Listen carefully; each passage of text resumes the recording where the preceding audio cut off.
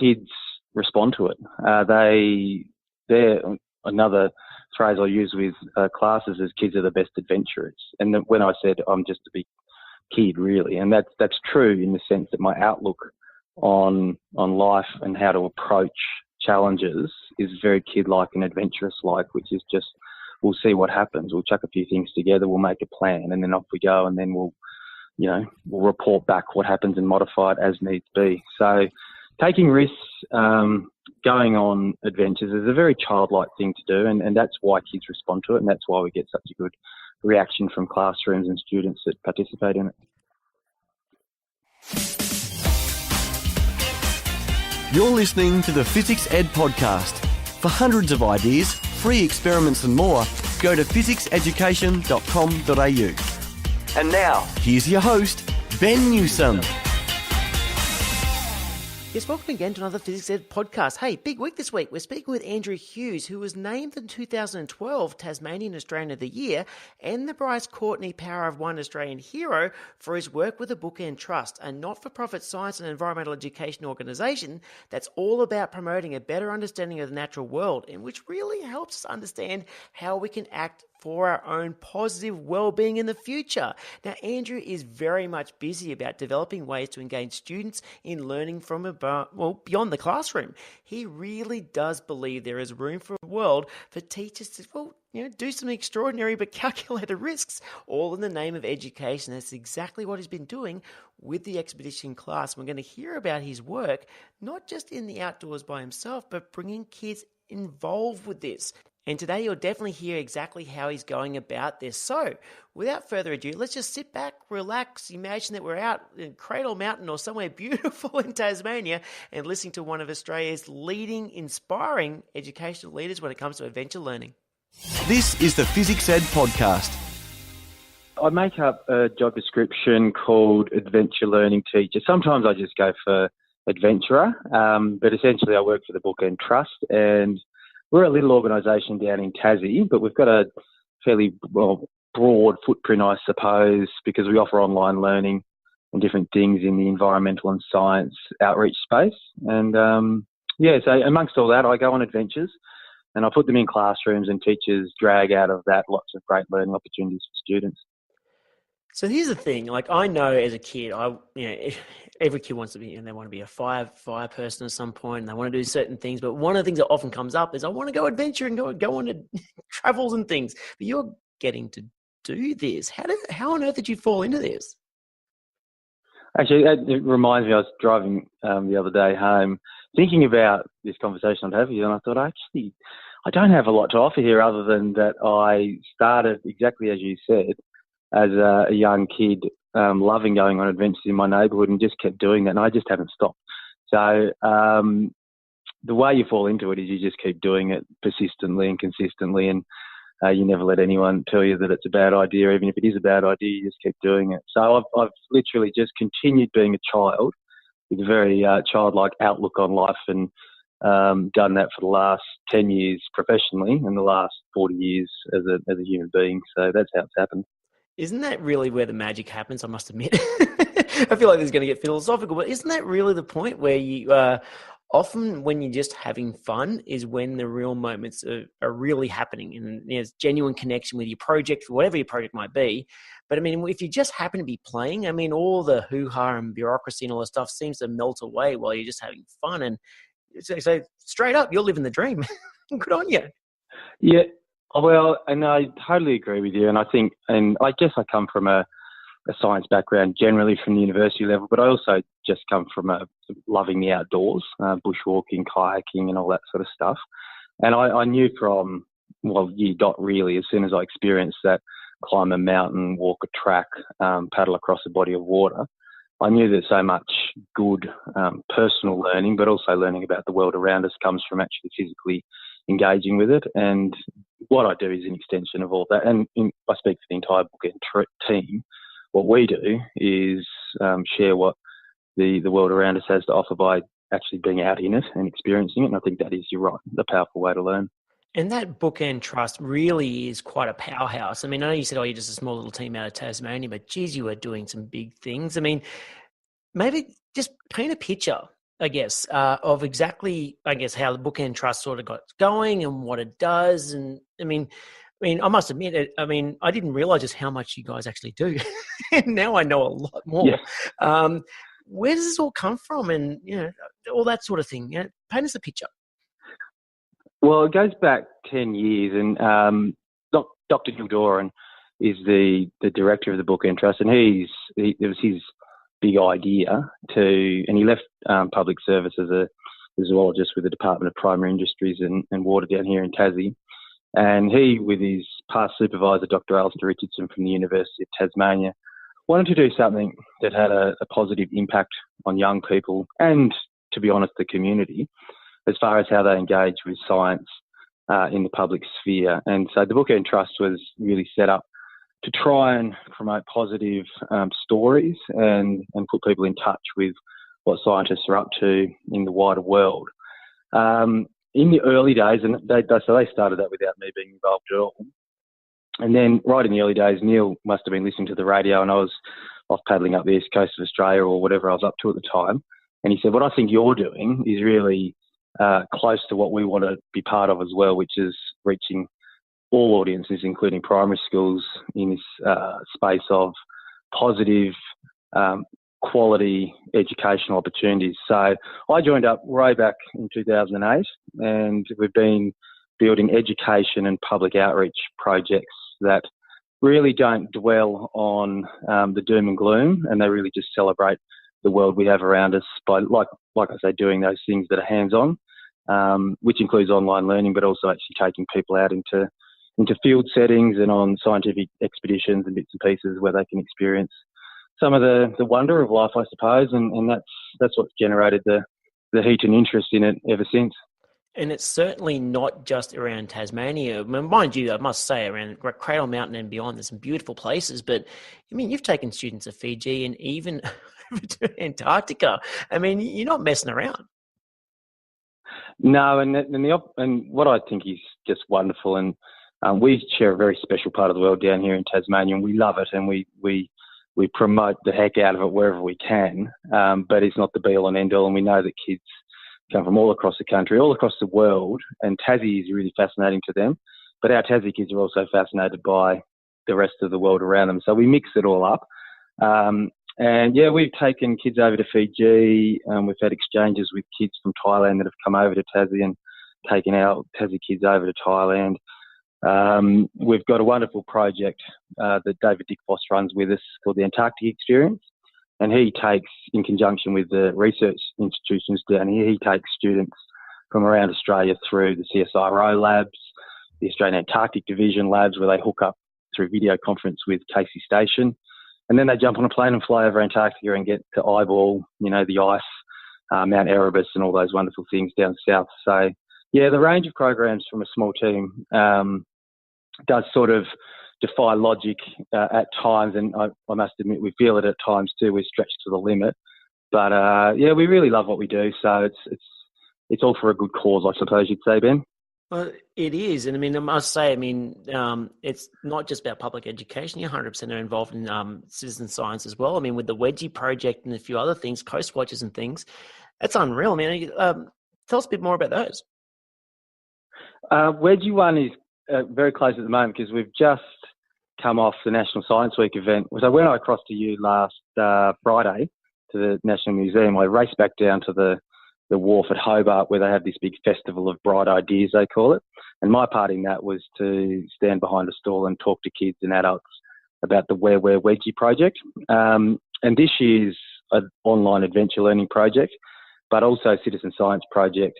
We were inviting students and adults, and importantly adults, to go out and help us make quality field observations of wedge-tailed eagles on a particular weekend, and then feed that back into a citizen science model where we could start to try and get our heads around the population of wedge-tailed eagles, starting now, but going hopefully for many years into the future, where we can sort of track that population trend for this endangered species that we don't know as much about as possibly people think we do. Now, one of those things about the Bookend Trust is you really do have a lot of things happening, and yourself, I mean, you're genuinely right in the thick of it, and you're packing up the family and traveling around Australia really soon with the swag family, Yeah. which is yet another thing. I mean, I must say there'd be people listening in when you hear this, you imagine going on this adventure be unreal. Andrew, tell us about it. This is it's work. It's where work crosses over with just life, and I guess that's true of many of the projects that we've been involved in. But this one's particularly close to home because I'm packing up. I've got two little kids. My wife and I, Nicola, have two little kids who are 2 and 4 at the moment. They'll be 3 and 5 before we leave, but we're popping them on the back of tandem bicycles, and we're going to ride as far as we can around Australia, under the direction of some really inspiring and amazing people to learn about the places where people live around Australia and the landscape of Australia, from people that know a lot more than we do. So we become the eyes and the ears for students in classrooms through our Swag Family website that we're building, to sort of relay this big Australian story into classrooms from people that know it the best. And it's going to take us, we think 10, 11 months. That's how long we've given ourselves, and we're going to produce lots of great stuff for schools and the general community just to engage with a side of Australia that they might not get to see. And we'll be doing it from the back of tandem bicycles, which is sort of ridiculous, but it's adventurous and it's going to be good fun. And the beauty about this particular trip is that, I mean, I know when I pack up for the holidays, I know pretty much where I'm going, where I'm going to be staying, not to the point of what I'm going to eat, because I don't plan that deeply. But I mean, I've got a rough idea of my itinerary, but you're doing this differently. Yeah, you're right. And this is the part that actually really excites us because we're travelling. We know we're starting in Tasmania. We'll probably start at one of our public schools because we've got a lot of support down here in Tassie for these education projects. So we'll ride out of the school sometime in the middle of February when school gets back next year. And then we'll head to the northeast of Tassie where one of our project partners, a wonderful Tasmanian Aboriginal elder called Auntie Patsy Cameron, has agreed to let us basically rock up on her doorstep on our tandem bikes and say, Auntie Patsy, we're here, where should we go next? And from there, Auntie Patsy will recommend or suggest one of her friends or contacts or colleagues from somewhere else in hopefully southeastern Australia, because we don't want to go too far to start with. And then we'll ride off to visit that person and then be connected to another person down the road. And we'll be passed around, if you like, the community for the next 10 months after that, where we'll be guided largely by the people we meet as to where we should go and what we should be learning. Which is exciting because, I mean, obviously, I mean, people will be able to follow your journey as you go along, but I mean, there is another output that'll, I guess people can engage with, even if they can't follow you on that journey in the first place. And the fact that, I mean, that output, what is the cumulative thing that you're going to actually have by the end of that trip? What you could expect, if you're in a classroom, for example, if you're a teacher going, how does that relate to me in my school, is what we do is we package up, and before and during, we have lessons and units of work that will relate to what we're doing in a general sense. And then as we're going, what we find is teachers use the video content, the photographic content, the written reports, the interviews we do with people. They actually find that they spark conversations and directions in the learning in the classroom that we can't anticipate before we start, and teachers can't anticipate before they actually find that content in their classroom. So we do have very concrete resources for teachers before we go, but then we find actually most of the really great stuff comes from spontaneous learning, if you like, from the engagement with the adventure as we go. So yeah, it sounds like a lot of fun, and it is. It is also a lot of hard work because we put these resources together very carefully so that teachers can get a lot out of them. And I suspect a lot of training prior too. Like you have to be fit. You'd be wrong about that one, Ben. It's funny you say that. This year, the Wedgie project this year, for the first time in 10 years, I drove a car around with a scientist called James Pay. And James is this very enthusiastic eagle researcher who's been tracking eagles. And the only way we could really go and investigate his project and the birds that he's been tracking was to drive around. So normally where I get 1 month of very solid exercise a year, this year I've had none. And I'm planning on going away very unfit. And my wife would probably say the same. She's a bit fitter than I am. And then as we go, we train and we're riding, we're doing it, and we get a bit fitter as we go. So if you're sitting there thinking, oh, I can possibly do something like that, just think of a really lazy office worker sitting in front of a computer for many hours a day at the moment, and then jumping on a bike and then heading off, because that's pretty much what we're doing. We're not extraordinarily fit, or we're not that person. We're very, very average commuters, if you like. There's probably easily a mathematics component here, and straight up in terms of your resting heart rate as it changes through time, or that would be interesting. I think we might have to we can hook ourselves up to some little computers and see how that goes. In fact, that's a very good idea, and that's why we're talking to people about this stuff, because most people have good ideas about the project. Good on you, Ben. Oh, I don't know. I mean, go for it. I mean, the thing is, there's so much you can do. In fact, I suppose it comes down to about internet connectivity, but there's an app, Google Side Journal, which is kind of cool. It uses all the different measuring devices that are in your various, your phone, and you could actually even look at the acceleration and deceleration as you go up and down the mountains, and also you could produce a bucket load of data for people to analyze. In fact, actually, it'd be interesting. Actually, I wonder if because you deal with primary students all the way up to secondary and beyond. So, I mean, there could be this output of data that people could just look at the raw numbers and try and work out what were the contours they were riding on at this point. Because technically, you probably could do it. It'd be a bit hard to crunch the numbers, though. Yeah. But it's a lot of fun. That's the sort of stuff. So you're thinking as a teacher now, and you're just going, oh, here's what they're going to be putting out there. What could I do with that in my classroom? It's exactly what good teachers do too. They just get the content, the raw content, if you like, or the data that we put out there for teachers and students to consume, and then they make stuff up that I couldn't think of on my own. And that's how adventure learning actually works. You've got to the nub of it right there. But I must say, though, I mean, I've got young kids, having a 3 and a 5-year-old, or they're 4 and 6. I mean, that's going to be interesting managing emotions. I'd imagine. Yeah, well, and like I say to any class I visit, adventure has to have a huge element of the unknown for it to be an adventure. I mean, we could write a book about this before. You could write a book about this adventure without doing it, and you know how it's going to end because you get to write it from your imagination. But when you actually go on an adventure, you don't know how things are going to pan out. And students really clock onto this idea of, oh, this could end any number of different ways, and we will have to be part of it to see how it unfolds. And one of the big unknowns that we've got on this trip, which is legitimate, and it worries me, and it certainly worries my wife, is how our kids go, and we don't want to be putting them in positions or situations that could do long-term harm or impact them negatively. So it's a big part of our planning at the moment, is just to think about and try and plan for how our kids might respond to the project, and where we have to rip up the plan, if you like, and come up with a new one. So that will be part of the fun of watching it and being part of it, is to see what we have to do to modify it to make it successful.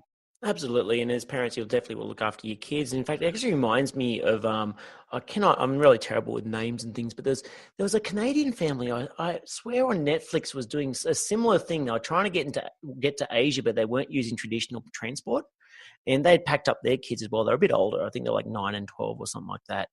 And I think they were catching freighters and all sorts of things to get across. Yeah. It is. I mean, you're right. By definition, adventure is the unknown. Otherwise, you're really just doing a tour itinerary. And I can imagine this is going to grab the kids' imaginations, and yours and the people watching it. Well, the reason we're still here 10 years later from when this all started, that's Bookend Expedition Class, the whole adventure learning thing that we do. And it's not everything we do, but it's a big part of what we do as an organisation, is because kids respond to it. They're another phrase I use with classes is kids are the best adventurers. And when I said I'm just a big kid, really, and that's true in the sense that my outlook on life and how to approach challenges is very kid-like and adventurous-like, which is just, we'll see what happens. We'll chuck a few things together, we'll make a plan, and then off we go, and then we'll we'll report back what happens and modify it as needs be. So taking risks, going on adventures is a very childlike thing to do, and that's why kids respond to it, and that's why we get such a good reaction from classrooms and students that participate in it. Out of all your adventures, I mean, you've been sea kayaking through to hiking up all sorts of places. What's one that sticks out as a memory that's gone, you just look back and go, wow, I did that? What would it be? Oh, that's a good question. There was one where, one of the ones that, and I can test this because when I go to schools and talk to kids, there's always a couple of stories that I end up falling back to for some reason. They just come to the top of mind. And one story or adventure that I relate a lot is going to a nearly deserted island in Papua New Guinea, and it was nearly deserted. It had one very old but very extremely fit man called Dagama living on this island called Dalami Island off the southeast coast of Papua New Guinea. And I got permission from Dagama and his extended family, the traditional owners, to stay on his island for a month.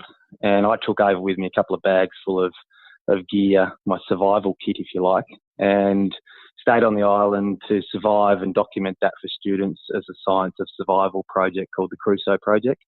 And I have fond but also distressing memories of that month on the island because I was truly hungry and I was truly struggling at times for motivation for why I was there. So it was a fascinating personal experience to be the real life Robinson Crusoe, which I think is what a lot of people dream about doing in some form or another when they read those kids' adventure books.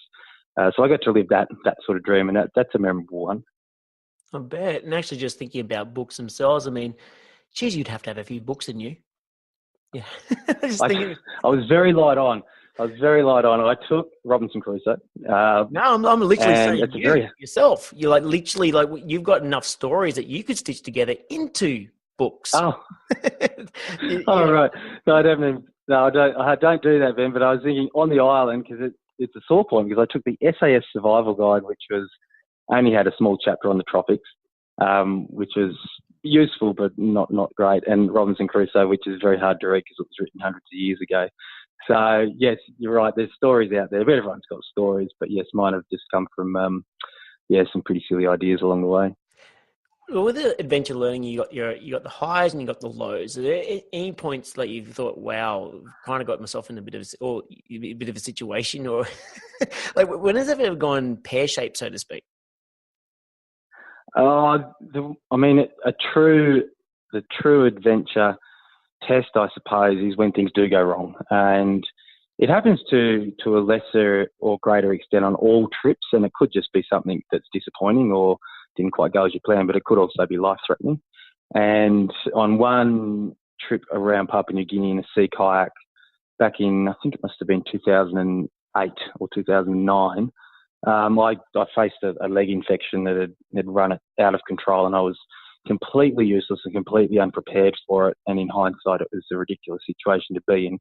But I was in a remote part of Papua New Guinea with a severe leg infection and had to get an emergency evacuation out to a hospital, have it operated on and stage of recovery before I could continue. And that was all playing out in front of, admittedly at that time, a smaller audience than these days, but the students were actually going along for the ride of, Andrew's just posted that he doesn't know what's going on with his leg, and then there's a couple of days delay, and Andrew's just posted that he's in hospital, and so this was real adventure learning in a sense, and I wouldn't want to repeat that one, but occasionally, that being the worst case, but it can go wrong. And understandably, I mean, you're in a tropical environment. I mean, even just a small nick in the skin can become infected, and yeah, wow, that's pretty full on, actually. Oh dear! Well, it was just it's another story and kids. I've got to be careful when I say this in front of students, especially in primary school, because it was literally just a little coral cut or an insect bite on my knee that just over a course of 6 days incapacitated me and stopped me walking and swelled up and got into the skin and almost into the blood and knocked me off. But as I relate that story to kids about bacteria and staph or strep getting in and running right in there and then my knee sort of exploding and blood pouring down my leg, occasionally had a few little kids when I haven't prepared them properly go a bit white and look like they're about to pass out. So yes, you've got to tailor your message to the audience. That's for sure. Yeah, make it less vivid. Oh no, it's wonderful, and look, undoubtedly there'll be people listening in who will want to, kind of get involved in this type of work and whatnot. I mean, what would you suggest be your first steps? I mean, whether you're speaking maybe a high school audience or maybe an undergraduate class, or people who are thinking, hey, I love environmental sciences and whatnot, but they really want to get out into the outdoors and get into adventure learning as such. What would they need to do in their first steps to get involved? Yeah, it's a good question. I was thinking about that in the lead up. I guess you've got to cobble your own passions and interests into this right from the beginning. And it only became a job after I'd done it for enough years that everyone around me believed that it was worthwhile. So it wasn't like something you could apply for. It's something that developed out of just wanting to keep on doing this same thing of going on adventures and sharing them with students in this very novel online format. So, I mean, the training is going on your own adventures to start with that are just for yourself and your own personal skills and your development. For me, the biggest challenge I ever faced with these projects is the public side of it. And that's talking to kids in classrooms and working out how to communicate with students of different ages effectively. So I did a teaching degree largely just to be confident and comfortable and to get skills that would help me communicate with kids.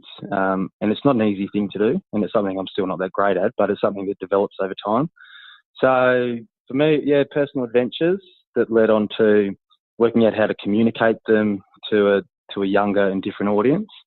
And then getting the right people on board for things like technical stuff that you're not ever going to have access in your own brain to, people that can design websites, people that can promote and market and do the things that you can't do it all yourself. So recognising where you've got gaps in your own skill set and getting really good people to fill those gaps, they're sort of the keys to it, I think.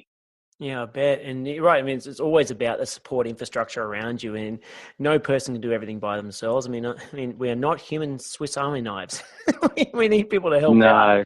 It is true. That's right. And actually, that's where the Bookend Trust and Neil came along at the right time, with their own passions and areas of expertise that really together the Bookend has grown as a series of individuals that have formed an organisation that we all do our own separate things within the organisation, but we all come together when it counts to support each other and make it bigger than any one person, which is really important. Yeah, absolutely. And I've had the pleasure of meeting up and chatting with Neil Doran before. He's a Churchill Fellow and just released 16 Legs, which we'll talk about a bit more after on, which is a really interesting cave documentary regarding the breeding cycles of these spiders and really ancient caves down in Tasmania. I'm going to ask you straight up, were you able to be involved in that project with Neil? Yeah, well, I was, and certainly not to the degree Neil was. 16 Legs is just a huge story. You'll have to get Neil on another time to run you through the whole thing. But my particular part of it, or expedition class part of it, was to do an expedition project called Cave Search. And so as part of the 16 Legs documentary, we had a month out in the southwest of Tassie using LiDAR imagery that we got from Forestry Tasmania to identify spots that might have caves in them that have been unexplored until now. And I spent a month traipsing around the bush down there with a couple of other guys, including some cave teams from the Southern Cavaliers and other groups. And we went and found caves for a month and talked to kids about how that all went.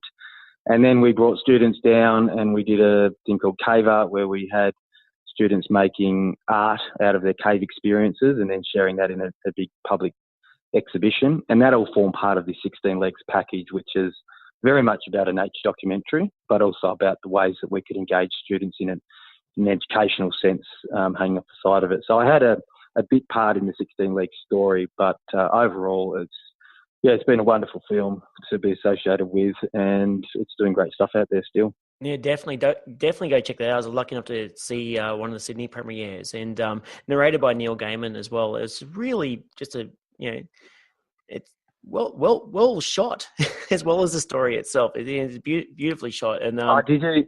I don't know if you caught the story, Ben, but I mean, Joe Shemesh, who was the cinematographer for much of it, and his offside of Doug Foss, they spent literally months down caves with cameras that they didn't know would work in these environments, trained on spiders that don't move very much, and trying to capture their life cycle and the story of the cave spiders, but all the other cave animals, was a very, very major challenge. And the success of the film all rests on this perseverance of Neil and the team to get this extraordinary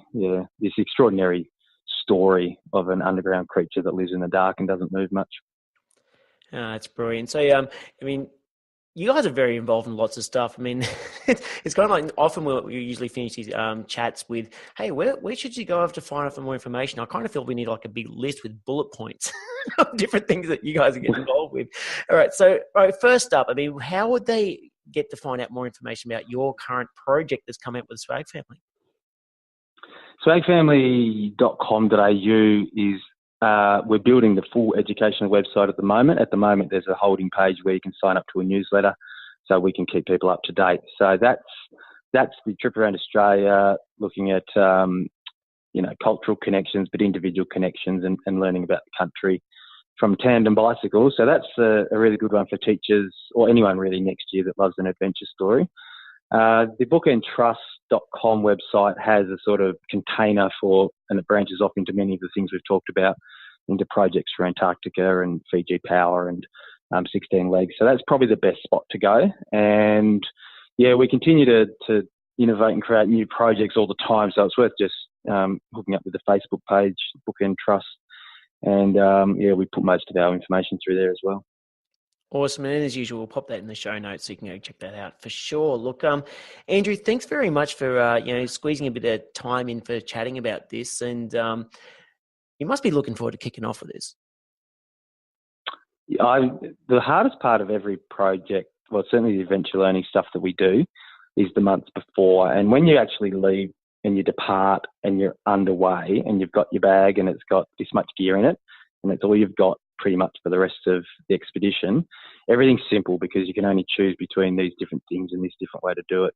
But leading up to it, this is the hard part that we're in at the moment, which is trying to design the project from the curriculum, from all of the people that we need to have involved and talk to and everything else. So I'm very much looking forward to departure with Nick and the kids. And the fun starts when we drive down the driveway and say goodbye to, this life of work, I suppose, that we're in at the moment. Yeah, but it'll be so much richer for it, for sure. And look, definitely, if you're listening in and you've got a class that you think that could get something out of it, try it out.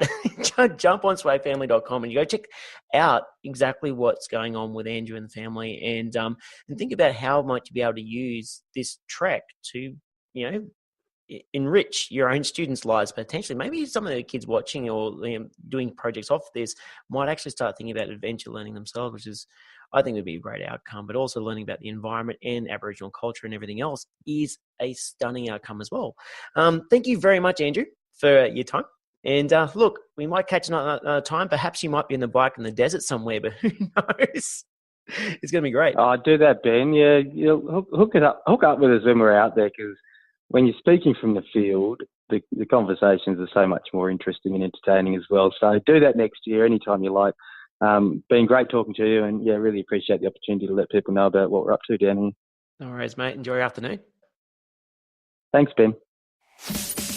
This is the Physics Ed Podcast. We're all about science, ed tech and more. To see 100 fun free experiments you can do with your class, go to fizzics-education.com.au. That's physics spelled FIZZICS, and click 100 free experiments.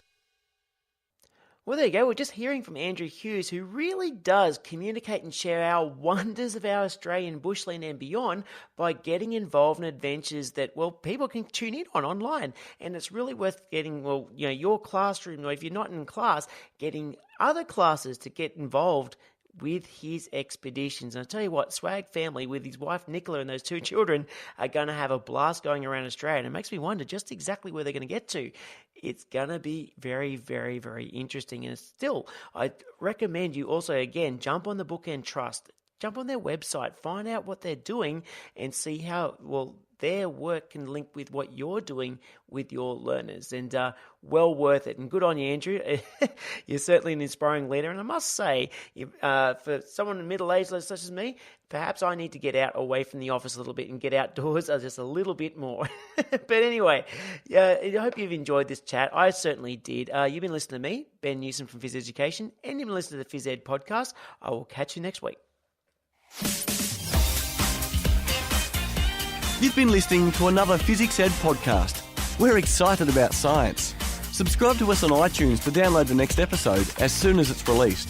And don't forget, for hundreds of ideas, free experiments, our new Be Amazing book and more, go to fizzics-education.com.au. That's physics spelled Fizzics.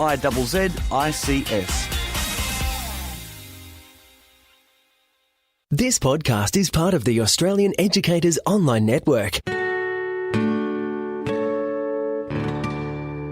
aeon.net.au